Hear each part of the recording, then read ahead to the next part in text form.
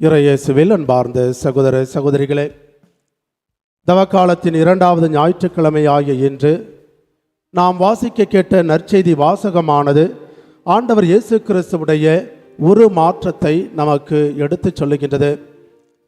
மத்தேயு, மார்க்கு, லூக்கா என்ற 3 நற்செய்தியாளர்களும் இந்த நிகழ்ச்சியை நமக்கு சுட்டி காட்டுகின்றார்கள். ஆண்டவர் இயேசு கிறிஸ்துவுடைய ஒரு மாற்றத்தை குறித்து நாம் வாசிக்கின்ற பொழுது எதற்காக ஆண்டவர் உருமாற வேண்டும், அவர் உருமாறுவதற்கான நோக்கம் என்ன, அவசியம் என்ன என்று நாம் சிந்தித்து பார்க்கின்ற பொழுது இன்றைய நற்செய்தி வாசகத்தின் முதல் வசனமானது நமக்கு விடையாக அமைகின்றது. இன்றைய முதல் வசனத்திலே நாம் பார்க்கின்றோம், இவற்றையெல்லாம் சொல்லி முடித்து 8 நாட்களுக்கு பின். அப்படி என்றால் 8 நாட்களுக்கு முன்பாக என்ன நடந்தது? ஆண்டவர் இயேசு கிறிஸ்துவுடைய வாழ்க்கையிலும் சீடர்களுடைய வாழ்க்கையிலும் ஒரு மாற்றத்திற்கு முன்பாக 8 நாட்களுக்கு முன்பாக என்ன நடந்தது என்று நாம் சிந்தித்து பார்க்க வேண்டும். அதை லூக்கா நற்செய்தி 9வது அதிகாரம் 22வது வசனத்திலே நாம் பார்க்கின்றோம். ஆண்டவர் இயேசுவுடைய ஒரு மாற்றத்திற்கு 8 நாட்களுக்கு முன்பாக ஆண்டவர் இயேசு கிறிஸ்து தம்முடைய சீடர்களிடத்திலே தனது சாவை பற்றி முதலாக அறிவிக்கின்றார். இதோ மானிட மகன் மூப்பர்களிடம் ஒப்படைக்கப்பட வேண்டும், பல துன்பங்களை அனுபவிக்க வேண்டும், மறைநூல் அறிஞர்களாலும் பரிசேயர்களாலும் தலைமை குருக்களாலும் அவர் கைவிடப்பட வேண்டும், காரி உமிழப்பட வேண்டும், பல்வேறு பாடுகளை அனுபவிக்க வேண்டும் என்று ஆண்டவர் இயேசு கிறிஸ்து தன்னுடைய துன்பத்தை சீடர்களுக்கு எடுத்து கூறுகின்றார். ஆனால் சீடர்கள் துன்பத்தை விரும்பவில்லை. ஆண்டவர் இயேசு கிறிஸ்து பாடுகள் படுவதையோ கைவிடப்படுவதையோ துன்பங்களை அனுபவிப்பதையோ சீடர்கள் விரும்பவில்லை. காரணம் என்னவென்றால் சீடர்களுடைய நோக்கமானது வேறு மாதிரி இருந்தது. சீடர்கள் நினைத்தார்கள், இவர் மெசியாவாக இருக்கின்றார், இறை மகனாக இருக்கின்றார், ஒரு மாபெரும் அரசராக இவர் உருவெடுப்பார், இவருடைய அரசாட்சியிலே நாம் பங்கெடுக்கலாம் என்ற ஆசையோடு வாழ்ந்தார்கள். அதனால் தான் பார்க்கின்றோம், மத்தேயு நற்செய்தி 19வது அதிகாரம் 27வது வசனத்திலே பேதுரு ஆண்டவரிடத்திலே வந்து, போதகரே, உமக்காக நற்செய்திக்காக நாங்கள் எல்லாவற்றையும் விட்டுவிட்டு வந்தோமே, எங்களுக்கு என்ன கைமாறு கிடைக்கும், நாங்கள் என்ன பிரதிபலனை உம்மிடமிருந்து பெற்றுக்கொள்ளப் போகிறோம் என்று பேதுரு கேட்கின்றார். அதே போல மத்தேயு நற்செய்தி 20வது அதிகாரம் 21வது வசனத்திலே யாக்கோபு யோவானுடைய தாயார் ஆண்டவர் இயேசுவிடத்திலே வந்து, போதகரே, என்னுடைய மகன்கள் இந்த இருவரிலே ஒருவருக்கு இடப்பக்கமும் ஒருவருக்கு வலப்பக்கத்தையும் தாரும் என்று கேட்கின்றார். ஆக சீடர்கள் அரசாட்சியிலே பங்கெடுக்க வேண்டும் என்று விரும்பினார்கள். ஆண்டவர் இயேசு கிறிஸ்து துன்பப்படக்கூடாது என்று அவர்கள் நினைத்தார்கள். அதைத்தான் மத்தேயு நற்செய்தி 16வது அதிகாரம் 22வது வசனத்திலும் நாம் பார்க்க முடிகின்றது. அங்கு பேதுரு ஆண்டவரிடத்திலே வந்து அவரை தனியாக அழைத்து கொண்டு சென்று, போதகரே, இவை உமக்கு நடக்கக்கூடாது, இந்த துன்பங்கள் உமக்கு வரக்கூடாது, நீர் சாவை ஏற்றுக்கொள்ளக்கூடாது என்று ஆண்டவரிடத்திலே அறிவுரை வழங்குவதையும் நாம் பார்க்க முடிகின்றது. ஆக அன்பார்ந்த சகோதர சகோதரிகளே, ஆண்டவர் இயேசு கிறிஸ்து தன்னுடைய சாவை பற்றி முதலாக சீடர்களுக்கு அறிவித்த பொழுது சீடர்கள் பயப்படுகின்றார்கள், அச்சமடைகின்றார்கள், கலங்கி தவிக்கின்றார்கள். இவரை நம்பி வந்தோமே, இவர் இறந்து விட்டார் என்றால் நம்முடைய வாழ்க்கை என்னவாகும், நம்முடைய எதிர்காலம் என்னவாகும், நம்முடைய கனவுகள் என்னவாகும் என்று சீடர்கள் பயப்படுகின்றார்கள். அப்படி பயப்படுகின்ற சீடர்களை அழைத்து கொண்டு அவர்களுக்கு தைரியத்தை கொடுப்பதற்காகவும் தான் யார் என்பதை வெளிப்படுத்துவதற்காகவும் துன்பத்தின் வழியாகத்தான் மகிழ்ச்சி கிடைக்கும், மாட்சிமை கிடைக்கும் என்பதை சுட்டி காட்டுவதற்காகவும் பேதுரு, யாக்கோபு, யோவான் என்ற 3 சீடர்களையும் அழைத்து கொண்டு தனிமையிலே ஒரு மலையிலே ஏறி அவர்கள் முன்பாக ஆண்டவர் இயேசு கிறிஸ்து உருமாறுவதை இன்றைய நற்செய்தியானது நமக்கு சுட்டி காட்டுகின்றது. ஆம் அன்பார்ந்த சகோதர சகோதரிகளே, ஆண்டவருடைய ஒரு மாற்றமானது நம் அனைவருக்குமே நம்பிக்கையை கொடுக்கின்றது, மன தைரியத்தை கொடுக்கின்றது. இந்த உலக வாழ்க்கையானது துன்பம் நிறைந்த வாழ்க்கை, இந்த உலக வாழ்க்கையானது சவால் நிறைந்த வாழ்க்கை, இந்த உலக வாழ்க்கையானது பல எதிர்ப்புகள் நிறைந்த வாழ்க்கை, இந்த உலக வாழ்க்கையானது பல பிரச்சனைகள் நிறைந்த வாழ்க்கை. ஆனால் இந்த உலக வாழ்க்கைக்கு பின்பாக மறு உலக வாழ்க்கை ஒன்று இருக்கின்றது. அந்த வாழ்க்கையானது மகிழ்ச்சி நிறைந்த வாழ்க்கை, நிலையான மகிழ்ச்சியையும் மாட்சிமையும் தரக்கூடிய வாழ்க்கை. அந்த வாழ்க்கைக்காக நாம் இந்த உலக வாழ்க்கையை வாழுகின்ற பொழுது எல்லா விதமான துன்பங்களையும் ஏற்றுக்கொள்ள வேண்டும் என்ற மன தைரியத்தையும் மன பக்குவத்தையும் நம்பிக்கையையும் ஆண்டவருடைய ஒரு மாற்றமானது நமக்கு சுட்டி காட்டுகின்றது. ஆமன்பார்ந்த சகோதர சகோதரிகளே, துன்பத்தின் வழியாகத்தான் மகிழ்ச்சி பிறக்கும். ஆண்டவர் இயேசு கிறிஸ்து பாடுகளை அனுபவிக்கவில்லை என்றால் உயிர்ப்பு கிடையாது. உயிர்ப்பு இல்லை என்றால் நமக்கு மீட்பு கிடையாது. மீட்பு இல்லை என்றால் கிறிஸ்தவம் என்ற ஒரு மதம் கிடையாது. கிறிஸ்தவம் இல்லை என்றால் இந்த உலகத்திலே நீங்களும் நானும் கிறிஸ்தவர்களாக இன்று வாழ முடியாது. திரு அவை என்ற ஒரு அமைப்பே இருந்திருக்க முடியாது. ஆக ஆண்டவர் இயேசு கிறிஸ்து தம்முடைய பாடுகள் வழியாக, துன்பத்தின் வழியாக இந்த உலகத்திற்கும் உலக மக்களுக்கும் மாட்சிமையையும் மகிழ்ச்சியையும் மீட்பையும் கொடுத்திருக்கின்றார். அதை வெளிப்படுத்துவதற்காகத்தான் இந்த 3 சீடர்களையும் தனிமையிலே அழைத்து கொண்டு சென்று அவர்கள் முன்பாக மன மாற்றம் அடைவதை நாம் பார்க்க முடிகின்றது. இரண்டாவதாக அன்பார்ந்த சகோதர சகோதரிகளே, ஆண்டவர் இயேசு கிறிஸ்துவுடைய இந்த ஒரு மாற்றமானது நம் ஒவ்வொருவருமையே மன மாற்றத்திற்கு அழைப்பு கொடுக்கின்றது. நாம் அனைவருமே மன மாற்றம் பெற வேண்டும்.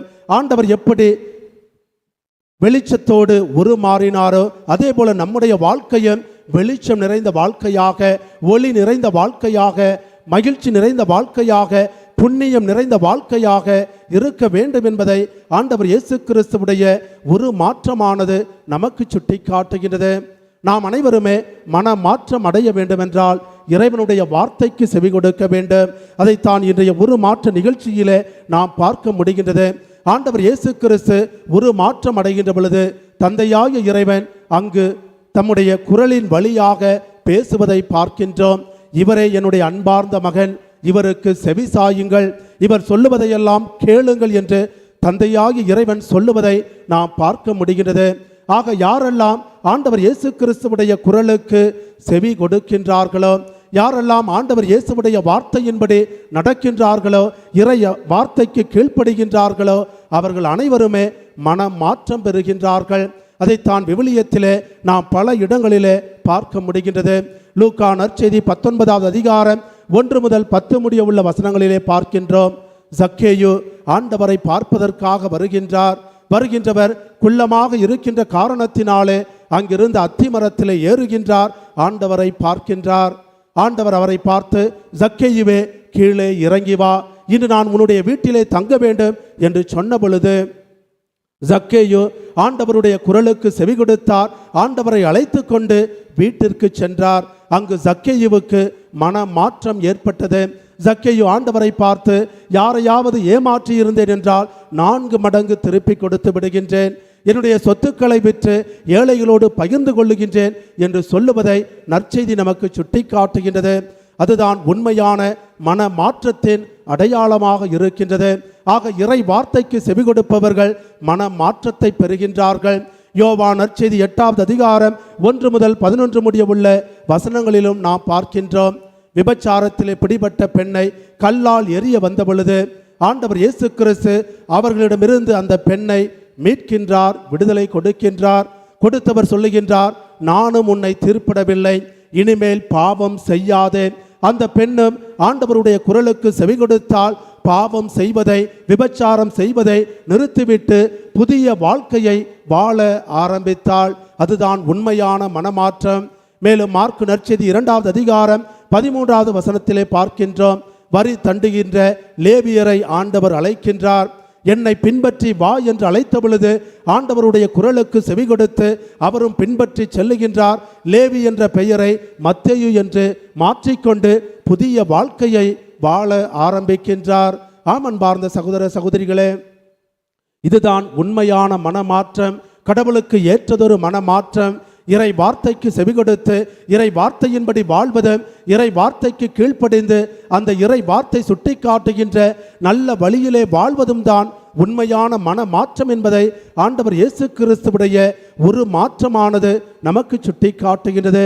ஆக தவக்காலத்தில் இருக்கின்ற நம் அனைவருக்குமே ஆண்டவர் இயேசு கிறிஸ்துவுடைய ஒரு மாற்றம் 2 பெரிய செய்திகளை தருகின்றது. ஒன்று நம்பிக்கையின் செய்தி, மற்றொன்று மன மாற்றத்தின் செய்தி. இந்த உலக வாழ்க்கையை நாம் இறை நம்பிக்கையோடு வாழ வேண்டும். எவ்வளவு துன்பங்கள் வந்தாலும் சரி, எவ்வளவு அவமானங்கள் வந்தாலும் சரி, எவ்வளவு பாடுகளை நாம் அனுபவிக்க நேரிட்டாலும் சரி, எல்லா சூழ்நிலையிலும் இறை நம்பிக்கையோடு இருக்க வேண்டும், இறை விசுவாசத்தோடு இருக்க வேண்டும். மனம் தளரக்கூடாது, சீடர்களைப் போல அச்சப்படக்கூடாது, பயப்படக்கூடாது, கலங்கி தவிக்கக்கூடாது, கண்ணீர் சிந்தக்கூடாது. இறைவன் என்னோடு இருக்கின்றார், அவர் எனக்கு விடுதலையை தருவார். எனக்காக பாடுகளை அனுபவித்தவர், எனக்காக துன்பங்களை ஏற்றுக்கொண்டவர், எனக்காக காரி உமிழப்பட்டவர், எனக்காக சாட்டை அடியை பெற்றவர், எனக்காக முள்முடியை தாங்கிக் கொண்டவர், எனக்காக சிலுவையை சுமந்து சிலுவையிலே ஆணிகளால் குத்தி கிழிக்கப்பட்டவர் என்னோடு இருக்கின்றார். அவர் என்னுடைய துன்ப நேரத்தில் எனக்கு விடுதலையை தருவார் என்ற நம்பிக்கையோடு நாம் வாழ வேண்டும்.